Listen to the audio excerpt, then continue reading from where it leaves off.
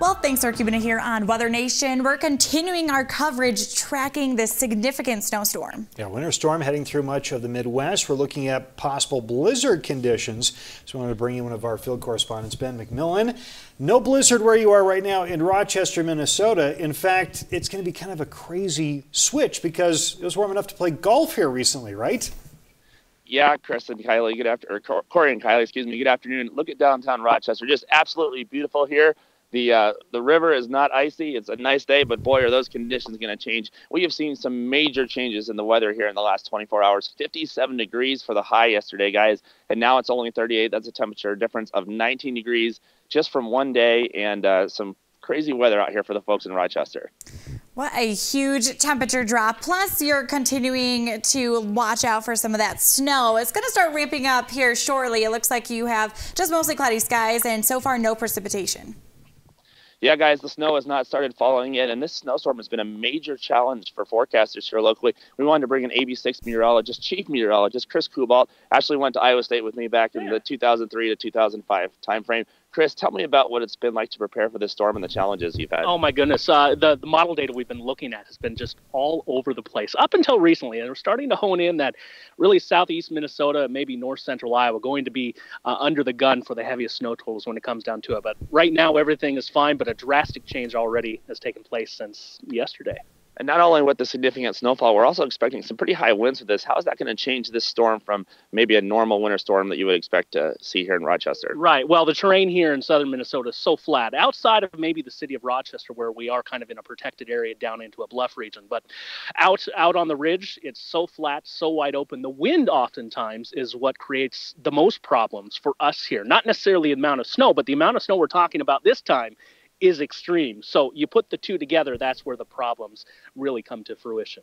Yeah, some big time snow here, guys. And blizzard warning, for those of you who don't know at home, that means we're going to have frequent gusts or sustained winds of above 35 miles an hour for a period of 3 hours or more, which is going to create those very low visibilities, a quarter mile or less in some situations. So potentially some dangerous conditions here later today. Now, Ben, as far as the travel impacts for this, they're going to be widespread here across much of the region. How are people preparing at this point? How is some of the different cities that you've been through preparing? Do they have any trucks out there pre-treating roads, or are they just going to wait to plow once it starts falling?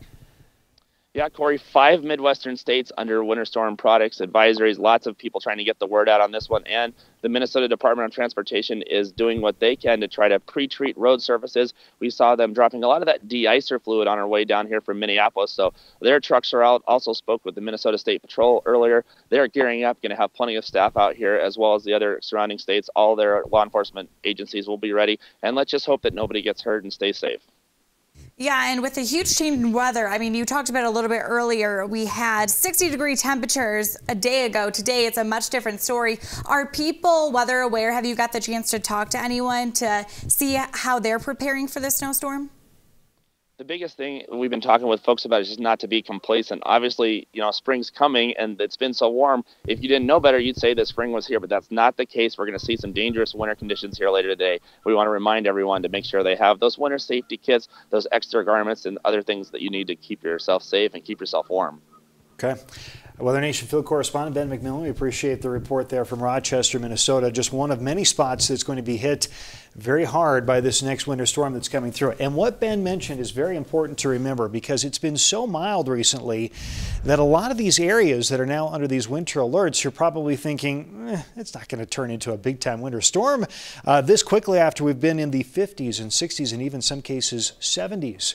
With our temperatures, but that's exactly what this storm is going to do. It's going to be a huge change for many of us with blizzard warning stretching from the Wind River Mountains here into Wyoming all the way up into southern portions of Minnesota, Rochester out toward the Albert Lea and also Mankato area, Mason City, Charles City, all the way back over toward about Fort Dodge into Iowa and Sioux Falls and Sioux City. A lot of spots here that are going to be dealing with that threat for significant snow as well as very powerful winds that will obscure visibility and make it very difficult to drive. Worse are the conditions overnight into early Friday morning.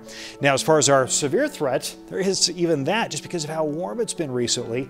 Northern Kansas all the way up into Iowa could see some severe storms later on for this afternoon into tonight. Much higher risk as we get into tomorrow, an enhanced risk from Toledo down through Lexington for severe weather.